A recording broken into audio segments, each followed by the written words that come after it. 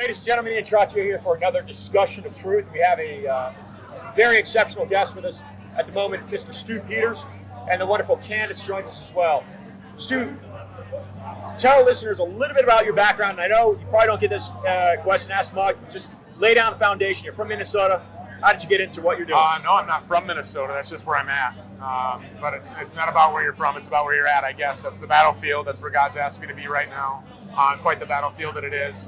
But I've been in training for where we are right now. I was a bounty hunter for many years, kicking down doors, chasing, some of the most wanted, most violent criminals that were wanted here in the country and all over the world. We would go to bring them back. We were very successful, very prolific non-law enforcement apprehension team that basically we outdid law enforcement because law enforcement wasn't really about enforcing laws in the first place. So, but all that was training to try to put me in a position where now we're investigating just a different type of criminal at a higher level.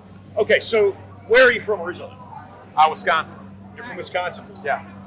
When you were doing your bounty hunting, yeah. Was there a point in time where you said, wait a second, something's not adding up, I've got to extract myself here and focus on something else? Oh, yeah, when George Floyd died of a fentanyl overdose and they told the world that a cop murdered him and then they threw that guy in prison and $12 billion in damage was inflicted on our country over a 3-month period in the name of some career criminal home invading parasite Doug. He got 100%. I was there. I was there when all of that happened. When all of that went down, I was there working just blocks away from that place doing a high-risk warrant. We were there providing, I shouldn't go into specifics, but I was there.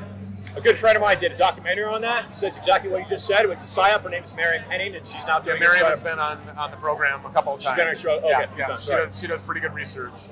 Okay, so let's dig into, Stu, what really is happening to the country that you served, and then you now realizing there's an enemy here. I don't listen to you, so I don't know what you educate your listeners on. These folks would be my folks. Let me set this up a little different way. Retired Lieutenant Brigadier General, joined my show. His name is Robert Spalding, and he wrote a book called The Stealth Enemy. Okay. And I asked Robert, I says, Robert, who is the stealth enemy? Yeah. And he says, well, he's pointing fingers at China. I disagree. Yeah, I disagree with that too. Our enemy is right here, posing as a government. We're here to help, posing as the police. They're the ones that are taking kids away from good parents, by the way, without ever charging them with a crime, but somehow their child is mandated to be in CPS under the threat of arrest, and then they go to this big, huge trafficking operation, or, they're checking your coffee cup during COVID insanity to see if you really have coffee in there, or if it's just an excuse to not wear your oxygen-inhibiting Sharia face muzzle, We're in big trouble because the enemy is here. And people look at this government and they say, well, have they invaded here? It's the law. Yeah, they've infiltrated on every level. I mean, foreign interests that are adversarial to our country have major money in the back pockets of all of these fake elected representatives who strut around Washington but never do the bidding of the people. Are you kidding me? If they were doing the bidding of the people, would our kids be murdered with a Pfizer bioweapon and not one of them wants to say something about it?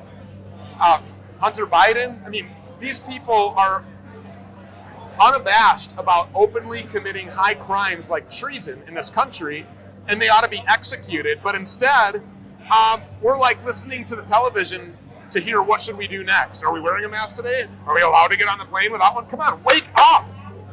No, our enemy is here and they are murdering our children, and we need to take it offensively to them and shove it down their throat and punch them in the mouth.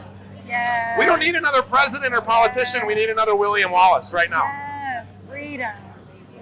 Let's help folks isolate what's happening, because certainly they can't say everyone in the Democrat Party is my enemy. What are you suggesting here? Sure you can. Why can't you say that? Oh, I'm asking. Why? You said you can't say that. Why? Why couldn't you say that? Well, let me suggest RFK Jr. attacking Anthony Fauci. RFK Jr. is a liberal Democrat who's pro-abortion. Pro-abortion means he's about killing and murdering babies that are in the womb. That is my enemy. Robert Kennedy is saying that he has problems with vaccines, but won't call it a weapon of biowarfare, even though the patents say that it's a weapon of biowarfare. He's a PSYOP. No, he is my enemy. Name another one. Let's go. Bring it. Well, I'm I generalizing. mean, is murdering babies okay with you? Not at all, Stu. All right. But I'm giving the benefit of the doubt I can't. to a person, an American citizen, Okay. that aligns himself with the Democrat See, Party. that's the problem, is that we have been so apathetic and complacent and so warm and welcoming. Well, because you say this, I'll accept all of this. No, we're not here to accept the lesser of two evils. We need a good, and we need to prop up a good, and we need to return Jesus Christ to the center of everything that we're doing and honor God in everything that we do, and we need to uphold the Constitution and not be derelict in our duties as Americans. And we need to abolish and remove this form of government that's oppressive to our God-given, inherent, inalienable rights and replace it with something that's representative of the people by any means necessary. By any Okay, means. so with the same tune as the Democrat Party, are you then suggesting that anybody who aligns himself with the Republican Party? Fake. We don't have Republican and Democrat. You got to catch up. Watch my show.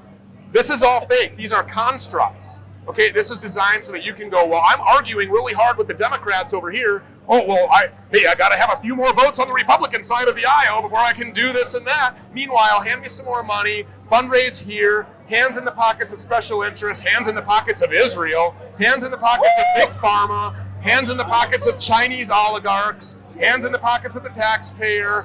F you don't get those freedoms, you don't get that individual liberty. Go lock down, wear your mask, sit down, shut up, don't go to school board meetings, we want to rape your kids, end of the story. Okay, so neither Republican. Uniparty, communist control, Marxist coup d'etat, complete authoritarian rule.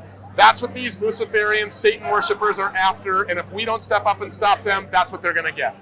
All right, so you're not suggesting policies. No, What are you suggesting, Stu? William Wallace. Yeah. Who's that? Oh! Well, what we need in this country is a man, a warrior, to lead other warriors, okay? And to take... Scotsman? Scottishman. Yeah, that's right. And to Are you take... Scottish? I am. Yeah. I'm actually of Scottish royalty. Yeah. My first name is Stewart. My grandfather's name was William Vernon Stewart. William I'm a Vernon Hamilton. Stewart I'm a direct ancestor. One of my direct ancestors is Mary Stuart, Queen of Scots. She got her head cut off, so we could avenge her death as well. That was a very jealous queen.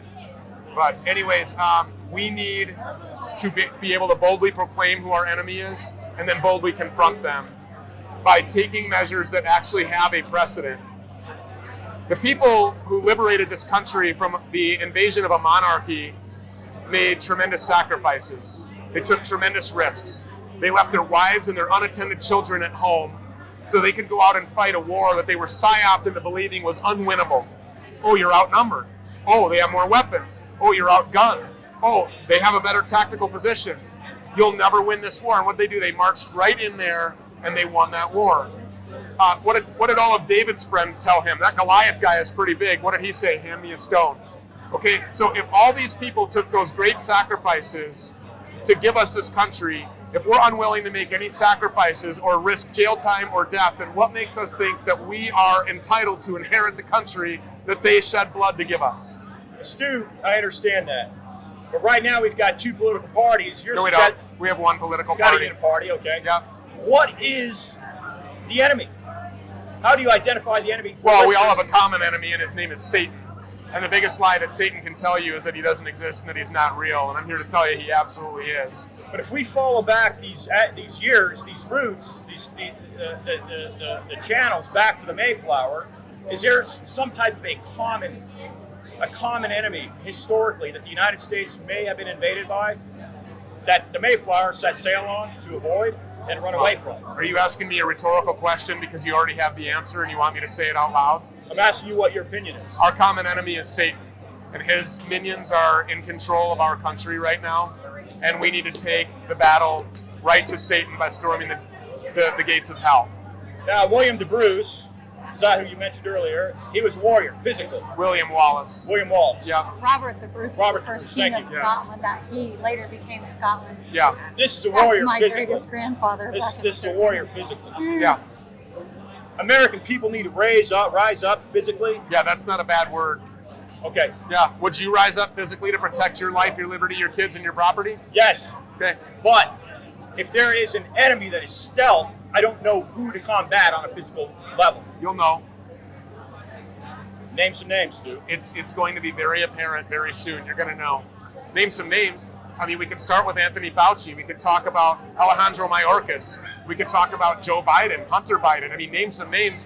These people are very unabashed, very unashamed to show you we are treasonous traitors who should be held to extreme accountability, but because of an apathetic, complacent mass that is afraid to rise up due to January 6th or other examples that have been made, then we win. And so what we need is a majority that's going to say, no, you're not going to win.